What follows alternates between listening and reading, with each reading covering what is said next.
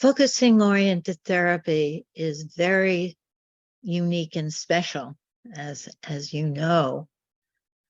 And it's unique and special because it helps us understand the very, very most important basic experience of therapy, which we used to call the unconscious. You know, that Freud became a world changer by sort of flagging up the unconscious that nobody had thought about or before. But the unconscious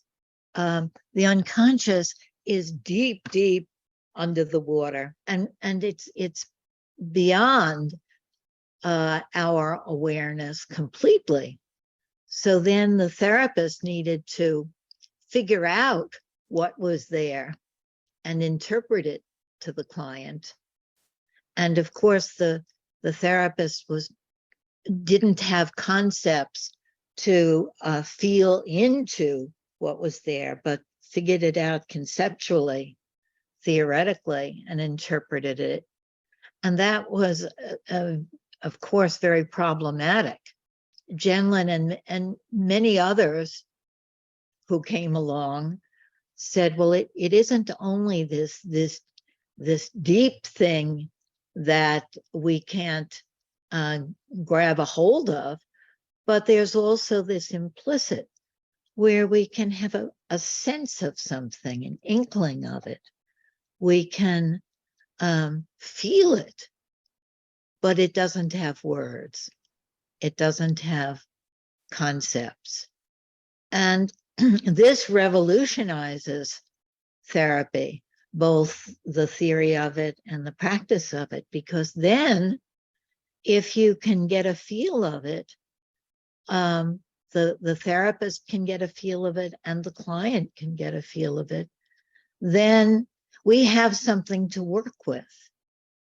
And then Jean is saying, and many others in different other ways, is saying, not only can we get an inkling of it, a sense of it, but we can go there.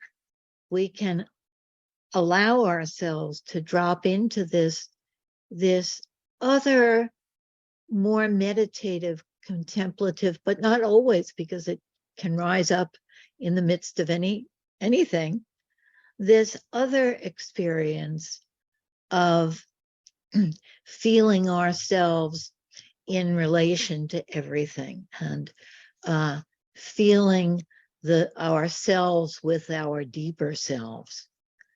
It's an experience of a self state that puts us in touch with our feelings, our larger selves, what is beyond words, what hasn't been conceptualized yet.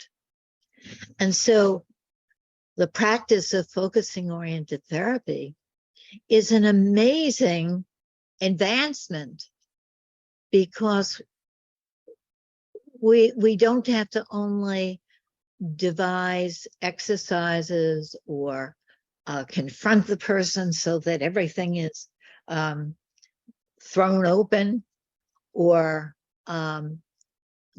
go back to the challenge the client about their trauma, or many of the other things that sort of blast open the door of what's out of awareness, you know, to get to your blind spots. But we can gently invite a settling, and we can open it, and we can be there together, and we can find what is troubling, what is calling to us, what is stuck, all of that's going on. And Jean uses the term that I love, where we're really living. Jean says, we're living in this implicit intricacy. We are this implicit intricacy. And then he says, no, we're not. We're not anything. We're not a thing. But we're not a thing. We have an implicit intricacy. He changes it too. But what he's trying to say is we can't say we are anything because we are beyond the are, the is.